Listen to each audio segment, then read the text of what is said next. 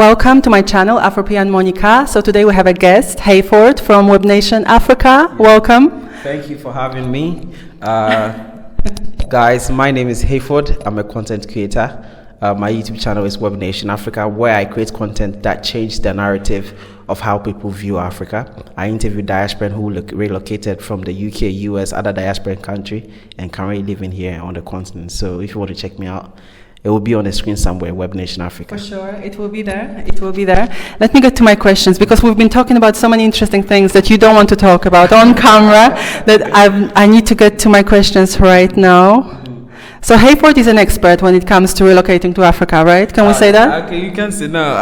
I've interviewed a lot of people who relocated to Ghana, not just Ghana, Senegal, Gambia, Kenya, and other African country, and I hear their story. I see the common mistakes that they make, things they wish they knew before coming to the continent. So I have knowledge about all this, few tips here and there on what to do, what to expect, and stuff like that. But no expect though. I think you are. So that's why we are here. That is what we are going to talk about relocating to Africa, Ghana specifically, but also other African countries. Would you say West Africa mostly, or? Cool. I've done 2 countries in East Africa, but I can do West Africa. West Africa. Let's. I've been to Senegal too. Cool. Okay. So let's start from this one. Why does the diaspora leave the US and Europe? You called it the promised land in one of in one of your videos. Why do they leave the promised land and come to Ghana or Africa? For the common thing, I think, if everybody know, people who look just like me have been through a lot in the diaspora. The enslavement of our people, and then the police brutality, socio-economic kind of in deficit for them, no jobs, basically kind of make them stressed out living in that kind of society. In example, in the US. So that's America, right? So America. So people see what Africa is, this green land. People don't even own an apartment in New York. I interviewed some people who were homeless, right, in the UK, and all these things, they look at the videos of Africa, seeing this promised land, this beautiful land, vast land, it's empty, right, and you're telling me I can just take $2,000 to Africa and I can have a land and build this for myself.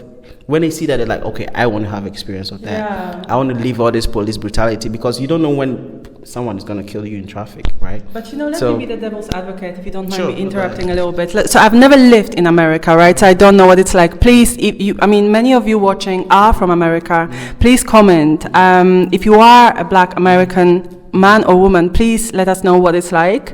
I did go to Florida just earlier this year for a book launch. And my client happens to be a Jamaican American, right? That's not his story. That is not his story. With that said, I did hear those accounts as well, even from my cousin who's mixed race, and she lived in Brooklyn for some time. So she did definitely say that that's the situation in America. So please do comment and let us know what America really is like for you if you are Black. So don't get me wrong, there are some people who are very wealthy, Black people owning businesses, but then when you generalize it, it's minority of people like that. Okay, so the majority of the people of color in the US are not living that comfortable life. So that person you might have met is very privileged, right? You understand? I don't know, I've not been to America, but I've read a lot and I've researched on TV. But things like that want to make our people move back. And I remind you, it's not only our people moving back. We are the one moving back and making YouTube channels talking about we moving back. Because I've met other people, right, of different ethnicity moving back without telling anybody.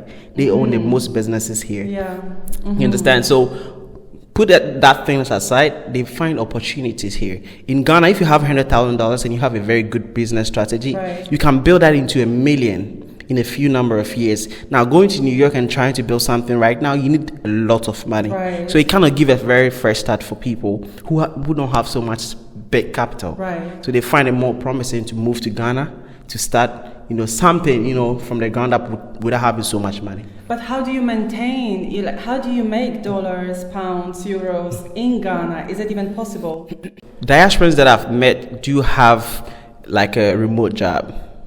right? Where they still work in the US. Right? Exactly. They still work in the US, get the US money. Example, people have a minimum wage of $40,000 to $50,000 every year, which is a lot of money in Ghana. Right? You don't need to be in the office. You can bring yourself here, live here in Ghana, still work remotely, and that $50,000 can start a whole project, a whole business here. Fair enough. Exactly, because you're spending so much less on food and accommodation. So people find this very, it's easy. It's a no-brainer, right? And then people, what's the question again? How do you make dollars, pounds, and euros, or equivalent, right? In Ghana, and is it possible? Yeah, it's very possible, because I don't know if, shout out to Daddy Boba, but they are a couple who moved from the UK to Ghana, and they open up a boba shop. A boba, like this is a milk tea. I don't know if you know. Okay. It's called boba. Chinese, it's my Chinese tea or something like that. Cool. Oh yeah, but I know what you mean. So it's a Japanese or Chinese tea, and it's really, the number of people they are getting in every day is crazy. Really? Yeah. It's so much. I'm so proud of them. Shout out to you.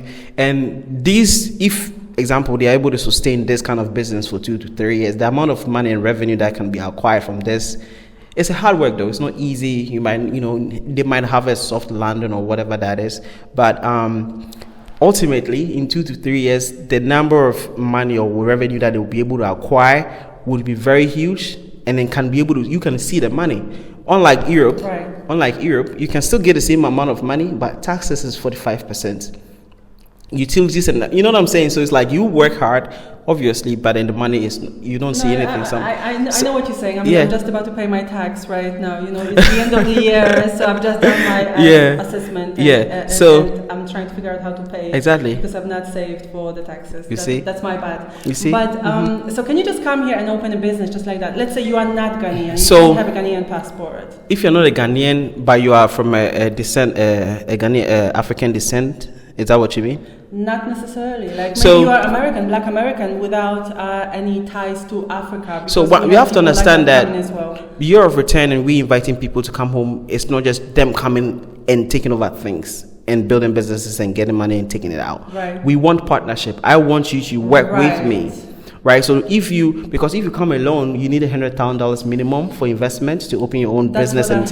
But if you really mean that you want to merge with your brothers, a long lost brother, you'll be willing to partner with me. Why not? I like that. And that then makes a lot of pay sense. Nothing. Only pay your registration fee, and we can work together to build a business together. So if you go down that route, you save yourself with a headache of paying $100,000. But most of our people want to just do things by themselves. We don't like working together. Yeah, which I hope that changes. That's the Western mentality, right? Yes. Like I'm independent, I can do it all on my own and stuff like that. So I love what you just said. Partnership. I think it's so important because we definitely have this mindset. Like this Western mindset is like we are capable of doing everything on our own, independent and all that. You can't do that in Ghana. No. You can't come with this mindset to Ghana. No, in Ghana you need like a network of people. Totally. Do you understand? I've learned that.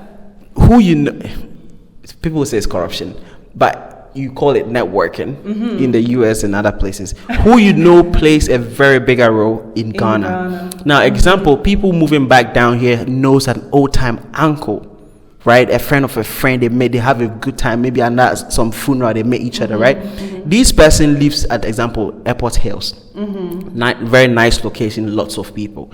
Because of that friendship and the network you do have a food business or something where you want to have your shop. Because of that friendship, that person can be like, oh wow, why don't you just, I like you, park here for free. Right, or put your business here for free. You can get that easy. Now your business is booming. On the other hand, you just come in. Okay, I have the money. Sure, obviously we respect you.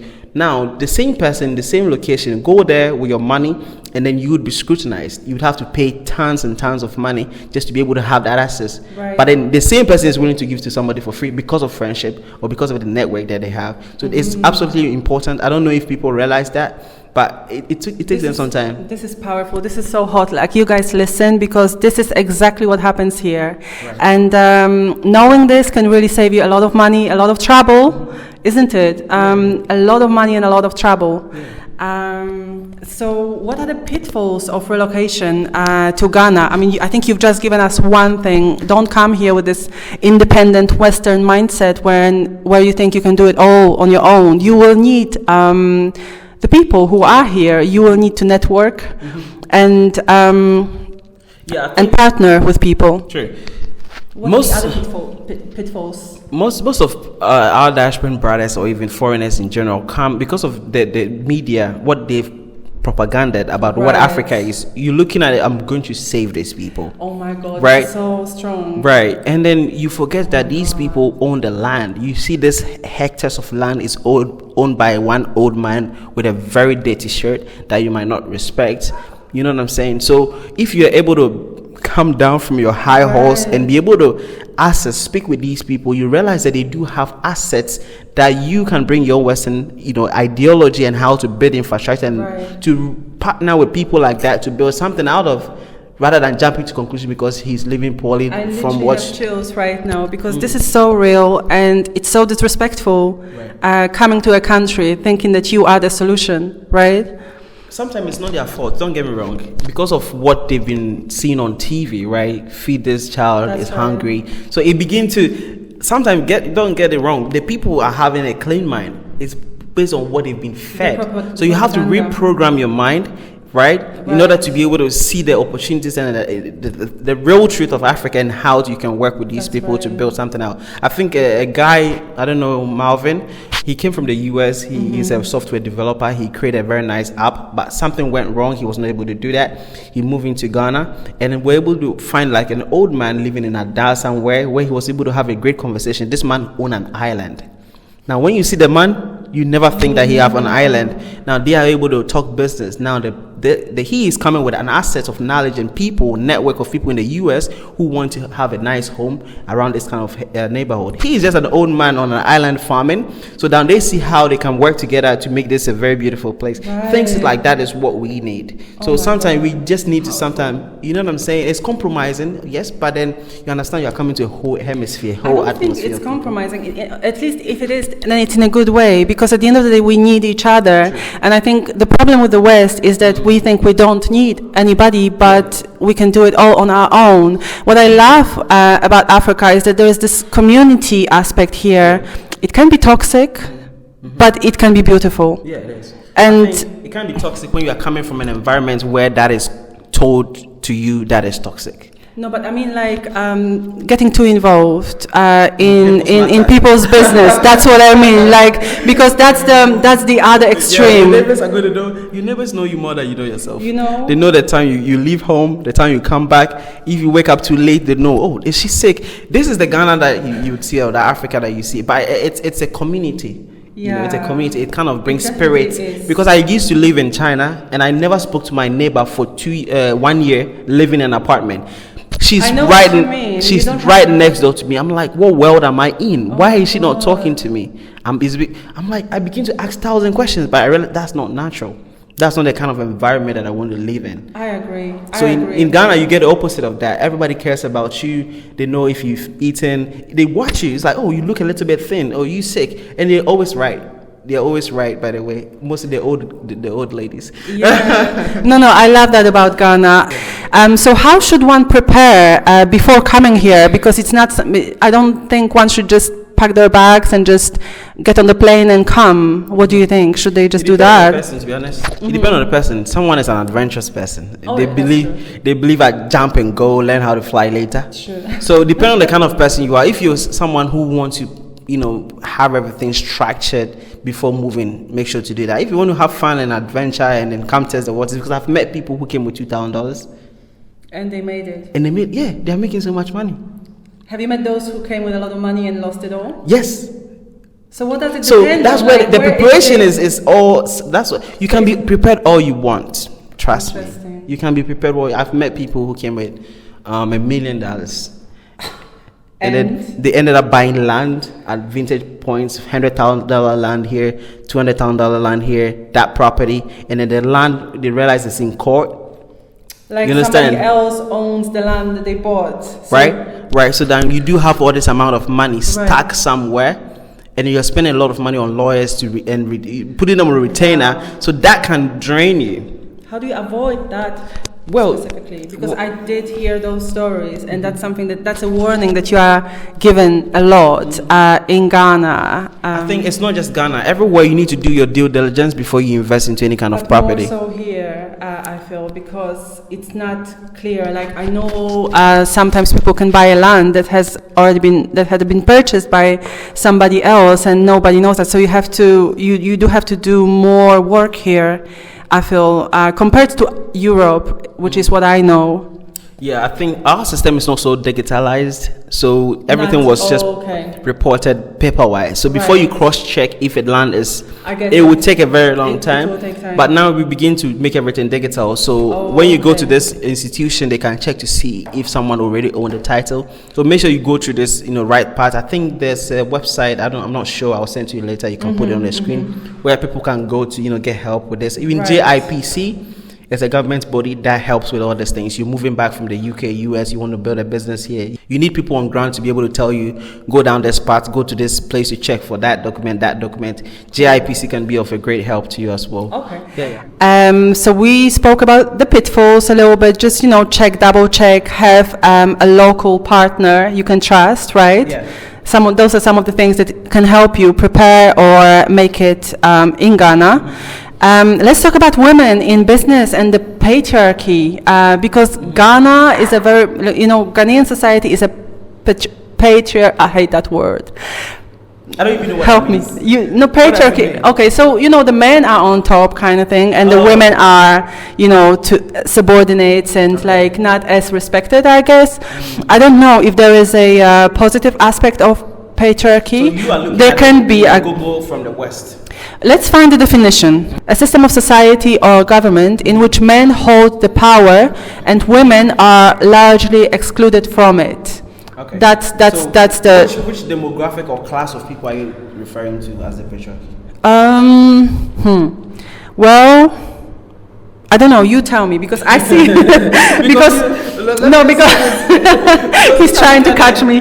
No. Because have you been to Nima?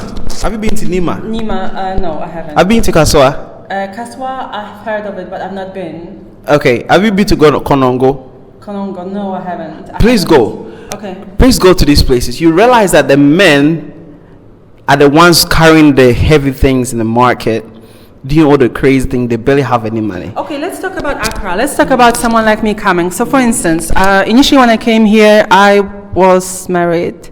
That's a long story, but I remember there was a situation. I was staying at a hotel, right? Okay, I'll say it. I had separated from my husband by then, and I was staying at a hotel, and the people previously knew me as the wife of this husband, right? And I had a situation where I had to correct the women there because they were not cleaning my room properly, right? And I had to do it a few times. And I keep saying "and." I'm not sure what it is. I don't want to say this, but I'm going to say it because say it. You're doing it. Just say it. I know you want to. Say and they called him, despite the fact that they are taking the money from me. Like, we are separated, we are no longer together. But they knew me from having previously been there with him, and he paid the bill, whatever. So now they are taking the money from me, and yet they dared to call him and tell him that he should come and talk to me and deal with the situation because they don't like the way I am expecting them to clean my room, kind of thing, which was so ridiculous. So that's one example. Another example, I had a driver whose car was not roadworthy. It was a boat driver one time. The car kept dying on the road, so I told him, listen, this car is not meant to be on the road. The guy, it's very difficult to get a car when you don't have a driver during the festive season, so I didn't get out. I just told him, and I was expecting him to get me another ride and just keep it moving with his half-dead car. The guy was like, oh, why? He was so disrespectful. Oh, why? Kind of thing. And he knew exactly why. Like, we had just set off, and the car died like 3 times within 5 minutes. It's dangerous. You're not supposed to drive. But he was so disrespectful when I told him that. So I got a friend to get on the phone, right? And the moment, the moment he spoke to the guy, he behaved totally differently, and after that he started, showing me a little more respect and being like, oh, I'm sorry, and started apologizing and stuff like that, Yeah. So small things like that. And I know there are big, this is not business per se, right? But I've heard other stories as well from other women where, they are just not taken seriously as business women because they are women and not men. And the moment a man steps in, the conversation changes and there's a lot more respect, there's a lot more acknowledgement of needs and stuff like that. It happens a lot here. I've experienced that on my own skin. So on the other hand, what do you expect it to be like? I expect that women and men should have the same right to expect excellence or just response. Like, for instance, I'm in a car, your car keeps dying, you're supposed to, I'm your customer, sort me out and go on your way, fix your car, and then get back to work, right? Let's say that. Or, when I'm dealing with you, I paid you for a hotel room, how dare you call my husband? I'm not a child, like I'm a grown woman. So you don't call... woman. Yes, so it's across the board. Like even the women, the Ghanaian women, they don't take you seriously sometimes unless you have a man speaking on your behalf. That's horrific. Okay. And nobody can tell me that doesn't happen here because I've heard so many stories and I felt it on my own skin. I'm not sure if these examples are the best. Maybe they are not. But that's, there are so many more I could give, right? Yeah. So let's focus on Accra and just being a woman here and all that we've just spoken about, maybe in the context of business. Sorry. So comparing it to your Western context. Yes, let's do that. So I think in the West it's like women and men are equal. All those things. You pay 50% of the household things. Well, Well, based on the definition of what you just told me. Let's talk business though, right? So a woman in business, we still have problems in the West, don't get me wrong. Like there is still sexism and there are still issues that we are dealing with. But the way this happens in Ghana is on another level. Like it's a two example comparison to each other. Like for instance, I manage men in the West, right? I don't have a problem. When I give them an instruction, they follow it. Right. I don't have to say it 10 times. I don't have to call a man and be like, oh, can you tell my, for instance, I manage marketing agencies for clients. So I have this website designer from Albania that I'm managing remotely. I have I've worked with all sorts of people and I managed people.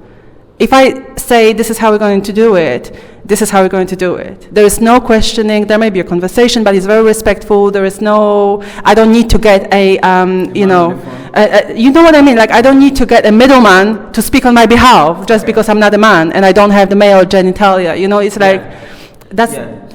I think what I can say is not so much on men want to put women in that position, but it's just a culture, right? This is the what defines these people in Africa, in Ghana. That's who they are. You understand? Now, you coming from where? Poland, England, many places. Example, they have. England, we are all human beings, right? Yeah, but we do have different principles on how we live our life. And then in this hemisphere, we do have that. Okay, the man is the head of the family, right? And it's not the. But that's family. That's fine. Like, but that's another. In business, business. We are talking business. How do you do business as a woman here? When for me, I can't speak so much. I can't speak so much on that because I've not heard so many women say that. Right. No. I've heard many. Yeah. Okay. So you tell me more. Give me more details on example the circumstances where they felt like because they were women, they were at a disadvantage. I'm just thinking even about one of your videos. Was it your video or somebody else's? Somebody was, I'm not sure whose video this was. It may not have been yours, but some lady came from America, I think, and she was developing a, something for the diaspora, like a hostel or something like that. I'm sure you must have watched it as well. And she had the builders coming and asking for the man to, I'm not sure. Do you know which video I'm talking about? You have an idea. You may have watched it as well. It happens here. Nobody can tell me it doesn't because I've seen it, I've heard it. This conversation, I think, is a rabbit hole of a long. How do you manage that? How do you manage that? I can only share my opinion. I can only share my opinion. I grew up in a house where my mom and dad, where everybody was playing a very major role. Right. Our business is ugly, even with men. You understand? So it's a game in business that everybody fall victim of. It doesn't matter if you're a woman or whatever. Everybody. Hold on.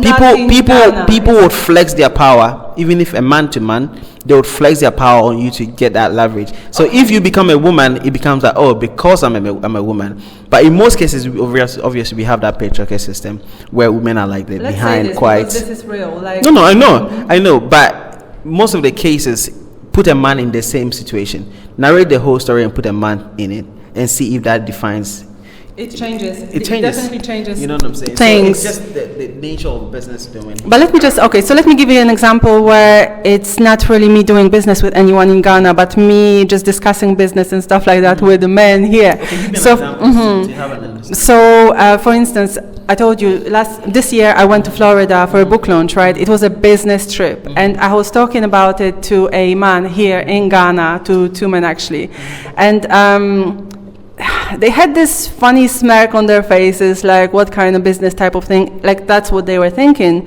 I wasn't sure, so I didn't want to assume, but then at some point we continued the conversation. I can't remember the context exactly, but somehow one of these men was like, oh, come on, admit you just went there to go to Disneyland. Because it's Florida, right? Orlando, Florida. So we are I'm thinking we are discussing, we are, on an equal footing and stuff like that. We are talking about business, they shared what they do, and I'm sharing what I'm doing as well and stuff like that. And then at the end of the conversation, I was not taken seriously at all. Like at the end of the conversation, they totally tried to kill it by saying, oh, well, one person especially, you must have just gone there to go to Disneyland. How disrespectful is that? Oh my God. Yeah. I don't know. I can't say anything about that, but that's what happens here in Ghana. I can tell you that much. So whatever Hayford says, it does happen here. So we don't have a solution to that. Few percentage. I think. What's the solution? We need solutions, Hayford. No, you want to bring the Western ideologies. No, I just want to be respected and no, that's what I'm saying. Like you are coming from a different world, and you have your whole structure there. And you are coming here, and now you want people to treat you like. What can we Western women do to? No, look, you have the whole world at your disposal to go to, where people would treat you like how you want to treat you. When you choose to come to places like this, you should expect these things to happen. Okay, you have to understand this is where they are in point in time. Okay, cool. You understand? And that might fade off moving forward. I like that. When they begin to learn new concepts like the Western concept. I like but that. Now this might be some of the the little hiccups. Yeah. But they are not little though. I mean, one of the things that makes I think we've made massive progress. If you want to go back. Okay. To check, but we've made massive progress. But you have to understand, this is a monarchy system here. You mean patriarchy? No, monarchy system. Monarchy was kinships. So it's England though, and we don't have that problem. No, it's different.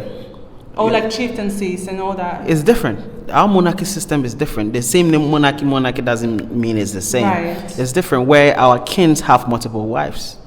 Mm-hmm. Do you understand? And they don't say anything. They're always quiet and being behind the scenes. But they have the most power. The women, I think the women makes the kings in our system. I don't know if you know that. Make a research. Yeah. So the women are the ones to say, okay, this is the person we want to choose to be the king because he's fit. Right. Dive into it. So depending on the class of people you're referring to, are you referring to the higher class? Are you referring to the elite, the ordinary people? Who? Like people like me, people like we are the ones that we are addressing, who want to come here and do business and don't understand this whole monarchy thing and the culture so much. So make more research, learn. People move to countries and they don't learn anything. They just buy their flight ticket and come. Cool. Learn about who the people are, what their history is, why they are where they are now, and decide if you can find yourself in the environment. Or even if they are at the level where they will begin to understand that women and men are the same. If they are not there, it's like going to Papua New Guinea in the middle of the forest and expecting them to treat. You know what I'm saying? So know where you're walking into, where they are mentally. I like that. And if you can do something about it by educating them on these things, why don't you just take it up? If you want to, because you may not want to. No, so but if you want to, make a decision, right? Whether or not you want to go through all this. Yeah. I like that. But I think people are advocating for that. Even Ghanaian women advocating that women should have the same equal rights. So there are people literally fighting on ground to make sure that is balanced out. So just weigh your options. Maybe you might go to a different society where they will treat you better. You don't have to worry about this. Go there. But if you want to come here, understand that this is what's gonna. It's a work in progress. Cool. I like that. I like the answer. I think it's a fair answer and very straightforward. And yeah, you don't have to be here. You can go wherever you want to go. The world is at your Easter. I like that. I like that. That's cool. Okay, so let's move on to the next question. I love this conversation. Thank you so much. Excited. What business types have the potential to flourish in Ghana, and what types of businesses are sure to fail or likely to fail? I can't speak so much on this, but what I've heard people say. But you know the landscape, so. Yeah, I mean, sales, restaurant, food. Right. Yeah, because then you do have people hungry every day. But when you want to dive into, and it's not so much money. If you have $20,000, you can set up a restaurant. You understand? If you have $30,000, you can set up a restaurant. If you have a good location and your food is good, you can begin to see ROIs in 2 years. Okay. 50% of your investment back in 2 years or even more. Interesting. That's for food. Wow. 50% back. Yeah. In 2 years. Yeah. So so that's food. If you want to go to real estate, you have big money, like you have a lot of money. I'm talking about a lot of money. And you can build somewhere in Osu, build in East Legon, buy the lines are going for $100,000 plus, just so you know. Yeah, that's mad. Like I've seen the prices, like even rentals, like in some of those prime areas. It's just wild. It's wild. Yeah. So if you do have the money to invest into this location, the good location, right, nice infrastructure, they do have a market in demand for that. What about working remotely? Like, do people find it easy to? What do you know about that? Like working remotely, is that something that needs to be set up in the country of origin rather than here? It does, right? What your question? Okay, so for instance, I do work remotely, and I've been doing that before I started coming to Ghana. Right. So you talk to so many people. How do they prepare, like in terms of, I know many look for remote work opportunities and stuff like that. How do they find those opportunities? If you know some of those stories, I'm not sure if you do. I know people who are working remotely, but if they have the job already in the US or wherever they are, when they move down here, you have to make sure that you have infrastructure in place to make sure that does not go down in terms of internet. Electricity. That's right. So you do have to make research. Example, where we're filming this video right now is called Bureau. Bureau is a co-working space, dedicated people like yourself and me who want to work remotely, want stable internet. Electricity without going down. That's right. You can be able to plug and play. So you're coming from the UK, you can literally plug your job into this place and nothing happens. No, your boss will not even realize that you left the US or UK. If you set up your VPN, right? let's not. So, and I've met people who struggle with that, but they wanted to work from their house. So then it takes a little bit more time for the internet company to come and do all those things. So it can take you 3 months.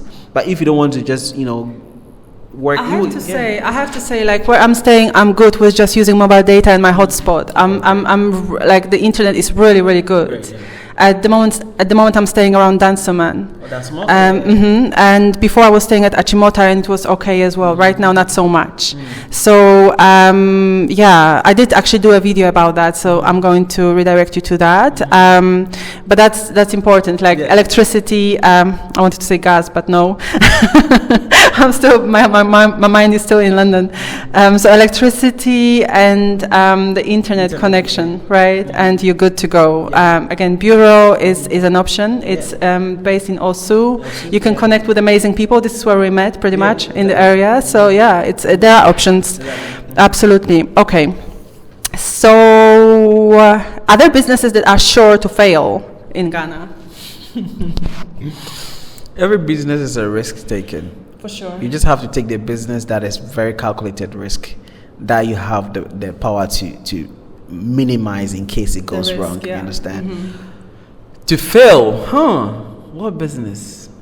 I don't know, actually. No, I don't think so. You know, one thing in Ghana, it's so fertile that if you come in and you really have the right team strategy and you make your due diligence right with the right mindset of being patient. Oh, patience. Patience. Yeah. God. If you have no patience, don't come to Ghana. You can really make something great for yourself in Ghana. Yeah, for sure.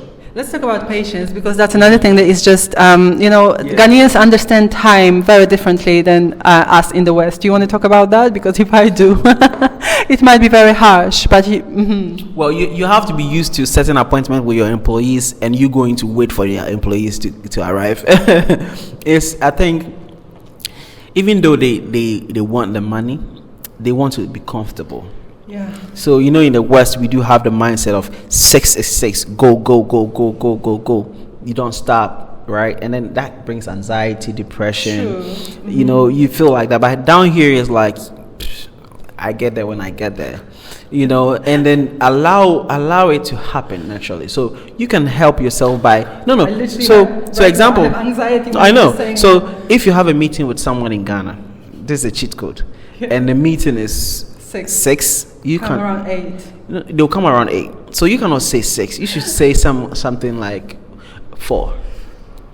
4, be there. They'll come at 6, and then they are on time. So when you understand the people and how they live their life, you know how to position yourself to, kind of reduce all those inconveniences. But I have to praise you here, because you were on time. Like we had like 15 minutes, whatever. But like I was prepared to wait. Yeah, you are. I can tell now. No, yeah. I have not slept in 24 hours. I'm literally coming from a concert that I have to be there. But that's why I was 15 minutes late, because the whole traffic. No, but 15 minutes is acceptable even in the West, right? We take 15 minutes is okay. It's not. No, Ghana 2 hours, 3 hours late. That's the standard. If you go for wedding and the wedding says 6 a.m., just go around 9, something like that. That's when it starts actually. It's too funny. Patience is needed. You have to be extra patient. Know how to find a way to motivate these people to be able to have that energy that. To give you don't be like, oh, you this, they will just go to the next job and do the whole thing again and again and again. Right. But you have to begin to teach them on how time is money. Bring your ideologies that has worked in the West, teach them, explain to them how that can help them too, and they can begin to change. For me, I'm a changed man because of I was introduced to it exactly. So you bring that exposure and don't inflict it upon the person, but make the person educate them to see the light on why being on time exactly, and then sooner or later that you would see them coming on time. Cool. But it takes patience to do that. It takes time to see them coming on time. That's it takes time to see them coming on time. Yeah. That's a caption. Write it down. I'm a poet, by the way. So is this relocation year of return trend likely to end soon? Or do we need to be in a hurry to relocate to Ghana? Will there not be enough space in Africa? So the Year of Return is an initiative by the government to mark 400 years of the enslaved Africans who were in the diaspora to come back home, to help build Africa, to welcome back home, to track their roots. But one thing about America is we know the energy they come with. It's a very trendy society. They ride on trends a lot, and I think because we've seen a lot of celebrities coming in, it tends to kind of drive a lot of people who want to just now come to Ghana to see what the trend is about. Right. So we do have the two type of people coming for the fun, and people moving back because they want to know who they are. Now that I don't think anybody will be like, okay, I don't want to know who I am anymore, I'm staying back. But people who are coming based on the trend are coming for different reasons, to have fun and do stuff. Very true. So that people that people can be like, okay, I'm tired of partying here, because they're coming for party. I don't really come in to you understand this is a very strong coming back home to find who you are. There's some people who never know. Can you really find out who you are by coming to Africa, like being Black American, Black whatever? Of course, because they have I don't know, I will give a shout out to that. It's Ancestral DNA. They're a platform that can check your DNA to see which country you're coming from, down to the tribe. So you come in to track your roots. You can literally go to your village. They will try to find So then you connect with people. And then one thing is a Ghanaian. I know a Ghanaian when I see one. I can feel there's an energy. So almost when you come here, people can begin to that's my sister. So you begin to form a whole family for yourself. Understand? So it's very important that we do this, or it happens and it keeps happening. That's why we have Beyond the Return. We have infrastructure put in place, the 7 pillars of the Beyond the Return, to make sure that there's investment coming in. You're promoting Africa, Ghana, making sure it's becoming bigger and bigger, so that awareness of people moving back to Ghana to make Africa great again, becomes a long-lasting narrative. Right. But mind you, the high people who are coming for the party, obviously, how many? Especially 30 December around this time. This is what's happening. That's why you can't get a Bolt or Uber. If you need one. I think it's going to continue for a very long time. Africa is a place to be. It's open. Ghana, there's opportunities happening. It's a no-brainer. If when you come here, you're going to be successful. To be honest with you, the right place to invest your money. Don't be too stupid. I'm still on the fence, but you're kind of convincing me that maybe I should jump the fence as well. We'll see. Let me just say this: we have our uncles who went to Europe. And came back. 20 years. Okay, before they were able to build all the things that we see. I know. But we moved back 2 years and we're like, where is my apartment? Where's my G-Wagon? What? How many of our uncles who went to Europe have J-Wagons or have these nice houses? And if they do, how many years did it take them? So we because we do have that mindset of, we want to be always having fun and being free. We don't understand sacrifices. So when we come for 2 years and it doesn't happen, we want to just fall back on the system we have in Europe, which was not built by us. Rather than dying for our children to have that freedom, we often want to go back and enjoy that freedom and leave the rest of the suffering for our children who come and suffer, instead of we sacrificing ourselves. You understand what I'm saying? So it's a choice still. It depends on preference, right? What you want from life and stuff like that. But it has to work both ways. It shouldn't just work for Africa. Like, you coming back shouldn't just be for Africa. It should also be for yourself, right? That's what I think. It may depend on what your life purpose is. And what you want to acquire. I agree, totally. So that's it. I think it was a great conversation, and I think I've learned a lot. Thank you so much. It was amazing. Have you?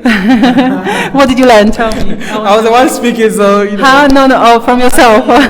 You made it clear to me on how women are experiencing the patriarchy system that I've not really paid attention to. So I'm going to make more research on that to find out more about it, so that I can shine more light. I'm so glad. I'm so glad. Cool, very cool. So Hayford, Webnation Africa, please check out his channel. Tell the people what you have on there, like many stories, relocation. So so the channel that I have and the videos that I create is to almost give you a blueprint. So then someone who moved with the same situation that you have.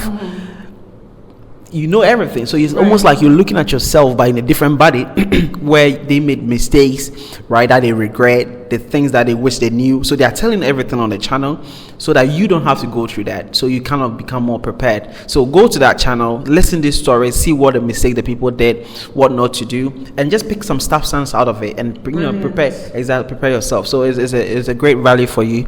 Check it out. Subscribe to the channel, share to friends and family. And also, if you're coming from Webnation Africa and you're watching her YouTube channel, show her love, like the video, share and subscribe, and then comment down below you're coming from Webnation Africa. Let's show her love.